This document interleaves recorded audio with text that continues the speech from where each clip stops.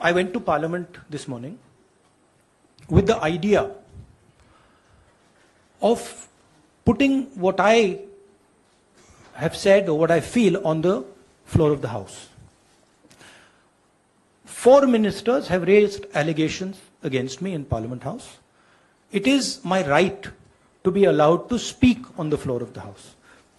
I requested the Speaker today. I went to his chambers and I requested him and I said, look, I would very much like to speak.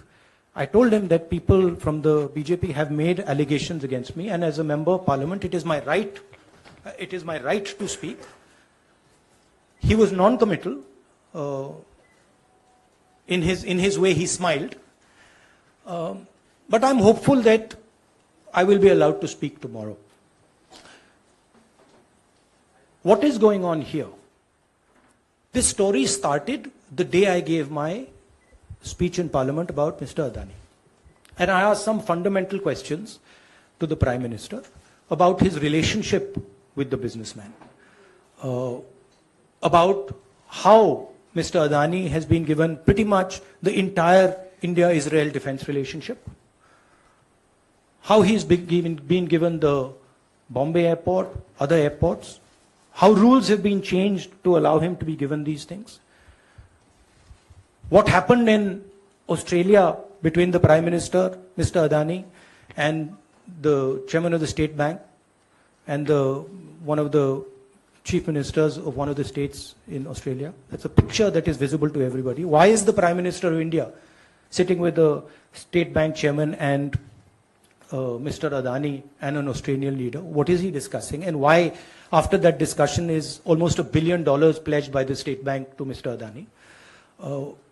What was said in Sri Lanka? Why Mr. Rajapaksa, a person has made a statement saying Mr. Rajapaksa told him that Mr. Adani was given the contract and it was basically Mr. Modi who told him.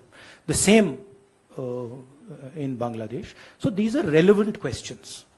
And the whole idea is that these questions must not be on the table. And that is why this whole exercise of 4 or 5 ministers, the Prime Minister giving a speech to distract from this fundamental question, which is what is the relationship between the Prime Minister of India and Mr. Adani and his companies, and more importantly, whose money is in these shell companies? Who is this unknown person whose money is in these shell companies? What is his relationship with Mr. Adani? These are the questions. I would like to go into the details with you. Unfortunately, I'm a member of Parliament and I'm hopeful that I will be allowed to speak in Parliament. So I would like to first place my statement on the floor of the House, and then after that I'll be happy to have whatever discussion you want with me.